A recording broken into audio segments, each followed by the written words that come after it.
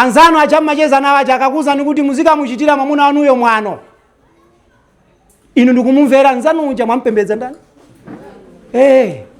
TV chammayonera ijayo yomwe imakukanikitsani kuswali, imene ijayonso ndi fano. Inu ndikusiya kuswali chifukwa choti muli pa TV chonchi mukupembedza cha? Anthu mafano asilamu akona ngati ndikungosema china chake ndikumachigwadira. La, ndi zambiri. Zilakolako zanuzo nkumakuzani kuti ichi musachichite ichi, koma muchite ichi. Inuyo ndikumvera za chilakolako chanucho kusiya za Allah, inu mwachipanga chilakolako chanu khala chani? Fano. Ndi asilamu ochuluka mu nthawi ino akupembedza chani? Mafano ngakhale amaswali. Asilamu ambiri mu nthawi ino akupembedza mafano ngakhale amasala mwezi wa Ramadhani. Asilamu ambiri mu nthawi ino akupembedza mafano ngakhale apita ku haji, ngakhale akapanga umra, ngakhale akupereka zakati, ngakhale akupereka sadaka. Nkhani imene imawanyasa ndi imeneyi. Amafuna kuti tidzingouzana za chani? Za kuswali. Koma tikamauzana cheni chimene chamanga chisilamu samatani? Samafuna. Faman yakfur bitaghut wa yu'min billahi faqad istamsaka bil urwati alwuthqa la infisama laha. Aliyense amene wakanira mu mafano onse amene tawatchula, kukanira kuti ineyo siningayedzamire mu chitumwa ngakhale mavuto atandipanikiza chotani, ine chitumwa siningakatenge. Mavuto ngakhale atandipanikiza chotani, siningapite ineyo kwa asing'anga, kapena siningapite ineyo kwa abusa, siningapite ineyo kwa mfiti wovala chikofia wovala nkanja amene amalemba matalasimu. Tikumutcha kuti mfiti fesi shehe ya. Shehe samalemba matalasimu. Muntu nikukanira muzimenezi, kukanira ena kuti ndalama kuti sakawide uzira vulira malofu tu. Wallahi uksim billah anda kupanga zimenezi. Kukanira kuti mchere sungateteze chani? Business ya muntu kuchitaka.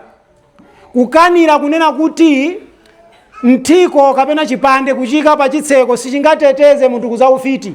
Kukanira muzimenezozo, iweyo faqad istamsaka bil urwati alwuthqa lam fisama laha. Iweyo wagwiritsa chinthu chimene chili chofunikira kuchigwiritsa kwambiri.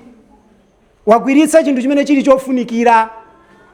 Koma amene wataya izizi kuvomereza mu atwagutu basi. Ndichofunikira kwambiri bwanji chifukwa ndi chimene chitakampulumutse munthu pachani? Pa tsiku la chiweruzo. Inu Allah akunena kuti mu hadithi ya Anas ibn Malik akunena kuti iwe mwana wa Adam utati wabwera kwa ineyo ndi machimo odzadza dziko lapansi, koma mkati mwakemo mulibemo shiriki, ineyo ndidzakupatsa chikhululuko chofanana ndi machimo ako. Olatakhala kuti ndodzadza dunia, adzaperekaso chikhululuko chokwaniraso dunia kukukhululukira zimenezo fajani tauhid. Ndiye namayimba nyimbo tidzatenga chani kumanda, tidzatenga swala. Wallahi anthu amene mukaona ndi anthu amene akupangaso zinthu zosemphana ndi Allah. Inuyo kumanda mudzapita ndi tauhid. Chifukwa amene wapita kumanda ndi swala popanda tauhidi munthu amene akakhala kumoto. Anthu alipo amene akumapempha mtumiki, kumpempha mtumiki anamwalira ndipo palibenso kukayikira, iwo akumampempha mtumiki. Ya nabii Allah unzuru halana, ewe mtumiki wa Allah tatione nyengo imene ife tili mavuto, titeteze, tipatse thandizo. Asilamu tu akutero, asiyana pati ndi Akristo amene amampempha Yesu. Ena anu chifukwa chokomedwa ndi ndalama mudzakwatiwa kwa mwamuna amene ali Shia, amene amampempha Ali, amene amampempha Al-Hasan wal Husain ndi zidzukulu za Ali. Mudzakwatiwa kwa mwamuna amene ndikumati ngwa imani. Koma mwamuna oti akakhala kumampempha Ali, ya Ali, ya Ali, ya Husain, madad. Kapena ena amene alipo munthu ina amene amampempha Abdul Qadir Jailani, kumampempha Abdul Qadir Jailani. Alipo ndithu anthu amene osa Islamu. Chifukwa Islamu ndi kumpempha Allah wahdahu. Vuto lililonse limene muli nalo minana nena Sheikh tirunjikire kwa ndani? Kwa Allah. Amma yujibul muftarra idha da'ahu. Allah kutifunsa, kodi ndi ndani amene amayankha pempho la yemwe ali mavuto akakhala kuti wampempha Allah? Ndi ndani? Allah. Komanso ndi ndani amene yakshifu su, amachotsa mavuto zoyipa zimene zimakhala pakati pathu? Allah. Lifajana anthu tikuononga Chisilamu chathu ndi anthu aboza.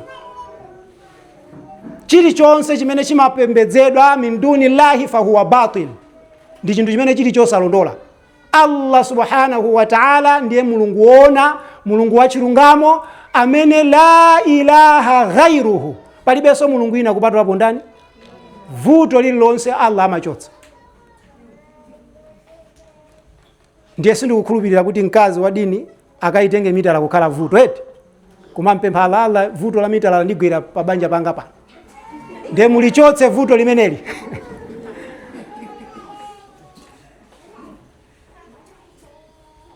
Izizi amaya amanyasidwa nazo pepani eti koma ndigawoso la Chisilamu eti ayaso iliposo. Ndiye ife timaponda paliponse, ikakhala nkhani ya tauhidi ndi shehewa timaponda paliponse, anthu amatida komabe ife tagawa chani utenga. Wama alaina illa albalaghul mubin, ife sife ena koma ongogawa chabe utenga, ndipo ongola mitima ya anthu ndi ndani? Ya Allah subhanahu wa ta'ala. Timpembe Allah kuti aitembenuzire mitima yathu ku chilungamo, komanso aitembenuzire mitima yathu ku at-tauhidi, ndipo asadzatitenge ifeyo pokapo katili pachani tili pa at-tauhidi mene. Naam, so china chomalizira ndi gawo lokhudza mchitidwenso umene wawanda pakati pathu pano, mene tafotokoza kuti Allah subhanahu wa ta'ala amayankha madua pamene munthu ukumpempha Allah mukhlisan, modziyeretsa kuchokera pasi pa mtima wako. Allah amatani amayankha. Chitsanzo, ena mugulu la masalafi amene adali anthu abwino mbuyo mu matabiina, kuyambira masahaba matabiina wa atba'a tabi'in, ena mwa iwo amampempha Allah subhanahu wa ta'ala, kumpempha Allah mchere otathilire mundiwo. Tamvani akuti inu mchere mungakautenge kuti posakhala kwa Allah? Amene angakupatseni mchere nda? Amene angakupatseni mchere ndani? Wallahi ndi Allah. Ngati inu mmakhala ndi zakudya pa nyumba apo ndi chifukwa cha Allah. Wama bikum min ni'matin famin Allah, palibe chimene muli nacho kupatulapo nchochokera kwanda.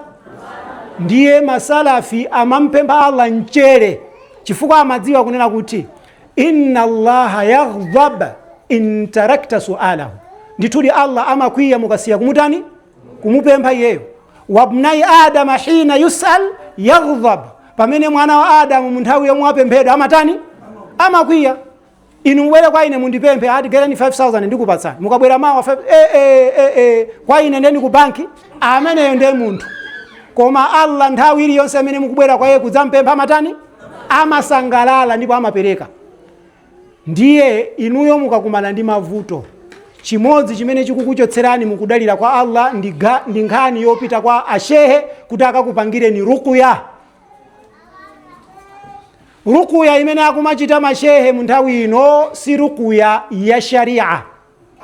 Mtumiki wa Allah sallallahu alayhi wasallam dzanja lake ili silinasisitepo thupi la mkazi wina aliyense kupatulapo akazi yake kapena ndani ana ake akazi. Silinasisitepo dzanja la mtumiki wa Allah mkazi wina aliyense kupatulapo akazi yake kapena ana ake akazi. Lero lino mashehe mesa akumakugirani mutu pokupangirani ruqya, akumakugirani kunsana, akumakugirani pachidali, akumakugirani papewa, zimene zonza mu Chisilamu. Ena mpaka na ruqya yomweyo akumatengana ulendo wa kuloji. Ndi ruqya yanji yotengana ukapangira kuloji? Ndi ruqya ya pali hadithi ya Ibn Abbas radiyallahu anhuma amene akufotokoza kuti mtumiki wa Allah sallallahu alayhi wasallama adaona kuchokera mu umma wake anthu okwanira 70,000 akulowa ku janna mopanda kufunsidwa funso lina lililonse. Ndiye masahaba ankayankhula pamene mtumiki atanena zimenezi, ankayankhula kunena kuti amene otu ndife. Kena kwena ndikumatsutsa kuti amene osifeyo koma ndi ana athu amene abadwira mu Chisilamu, ife tinapanga shiriki mbuyo. Ndiye mtumiki atamva zimenezi anawawuza kuti si choncho. Awa ndi anthu amene la yastariqun, samapempha kuti apangiridwe ruqya. Samapempha kupangiridwa chani? Ruqya. Ruqya sumapita kwa shehe nukampempha shehe ineyo pakuti pakundipweteka mundipangire ayi. zimenezo mu Chisilamu ndi zinthu zimene zili zachilendo mu nthawi yathu ino. Ndi zimene zikuwachotsa akazi ambiri ndipo ngati kuli makasitomala opita kwa mashehe arukuya ndi inuyo amayi mulimo. Chimene mukupanga ni chani? Mukutengera za akazi amene ali achikafiri, amene amapita kwa abusa kwa pembereredwa. Ndiye inu mwaona kuti ndikapita kwa abusa ndiye aluka, bora ndipite kwa shehe. Mukapita kumeneko inu simungathe kuwerenga suratul Fatiha. Simutha suratul Fatiha? Mtumika kunena kuti suratul Fatiha hiya ruqya. Suratul Fatiha ndi ruqya. Kuiwerenga imeneko kwanina ka 7 ndikumauzira kamodzi ukawerenga kuuzira pamalo pamene ukuva kwapo uwerenga uuziraso uwerenga kwanina ka 7 uli ndi chiyembekezo kuti Allah akuchiza iwe utani uchira. Sono mukupita kwa shehe kuti akakuta nini? Chimene mukupita kwa shehe akakuta amuna anu sama mukwanirani kuti akakugwireni bwino bwino. Mayi wa Chisilamu amene wapita kwa shehe kukafunsa ruqya ameneyu akafunsidwa mafunso pa tsiku la chiweruzo. Ruqya munthu yabwino adzidzipangira yekha. Ndipo ruqya si chinthu choti chikufunikira ukadaulo wina uliwonse la. Chisilamu sadapange ibada Allah kukhala ibada yoti kapolo akamachita adzivutika. Ibada ili yonse ndi yopheka kwa kapolo wa Allah subhanahu wa ta'ala. Ndipo ruqya ndi ibada. Timapempha machiritso kwa Allah subhanahu wa ta'ala. Palibe munthawi ya mtumiki ijeni mukuti chani black seed wosomeredwa. Mashehe omwewa akumakunamizani kuti ndi black seed yosomeredwa mukakangobwira matenda anu osakata. Inu ndikumagula black seed wosomeredwa. Mtumiki anapatsapo maswahaba black seed wosomeredwa? Alibe. Akufuna kukuonongerani chikhulupiriro chanu mashehe amenewa. Atalikireni. Ruqya pangani nokha. Ndipo muli kuno mwapembe mashehe akuphunzitseni mukabwerera makwanu muzikapanga nokha. Palibe zokapita kwa shehe amene ndi mayesero. Ngati mufuna kuti shehe azipanga chiwerewere ndiye muzipitako. Koma ngati mufuna kuti chiwerewere pakati pathu chithe pangani nokha ruqya. Mupange nokha ndiyo savuta. Suratul Fatiha kuiwerenga ka 7 zakwanira. Kapena kuwerenga muawwidhatan qul a'udhu birabbil falaq kapena qul a'udhu birabbin nas. Kuwerenga katatu uwerenga koyamba uzira mpweya uzipaka thupi lonse. Uwerenga kachiwiri masura awiriwa uzira mpweya uzipaka thupi lonse. Uwerenga kachitatu uzira mpweya uzipaka thupi lonse. Zatha chokapitira kwa shehe nicha. Shehe akapanga cha chimene chili cha chilendo. Palibe. Ndiye azika uzira mmanja azika kupaka ni thupi lonse ziyenda. Azika tango organizani akuuzira fu ndiye azikupanga ni chonchi. Pamene palizabu ino bwino. Wallahi zimene zikugwetsera anthu ambiri mmayesero. Ruqya pangani nokha. Mabwera kuno mudzaphunzire auzeni shekhe akuphunzitseni ruqya. Ruqya timapanga ngati chabwino mukuona kuti simungakwanise foti mwadwalika kwambiri palibe vuto mtumiki amatha kuwapangira akazi yake. Samapangira sahabia wina aliyense koma ndani akazi yake. Ndiye amatenga dzanja lake la kumanja ndikugwira pamene pakupwetekapo. Shehe mulibe mantha ino kuti mupita kwa shehe ndiye akatenge dzanja lake akakugwireni pamene pakupwetekapo. Zitha bwanji? Ndi mmene thupi la mkazi limatenthera pamenepo zikamatha pamenepopo chisokonezo chokhachoka. Choncho musaononge tawakkulu yanu pa zinthu zimene zili zoti sizili za mu sharia. Chikristucho asire na Kristo azipanga. Ife Chisilamu chili ndi ndondomeko yake. Ruqya pangani nokha. Kapena auze na amuna ana akutani akupangireni ngati inu mupezeka zona ali mwina madwalika kwambiri akupangireni. Agwira apa kena akwanena adhhibil basa rabban nas washfi anta shafi la shifau illa shifauk shifaa la yughadiru saqama. Zata pamene simunathe ntunda simunathe. Ndipo masheha amene wamuona kuti ndadira angofuna azikudirani basi. سبحانك اللهم وبحمدك نشهد أن لا إله إلا أنت نستغفرك ونتوب إليك والسلام عليكم ورحمة الله وبركاته.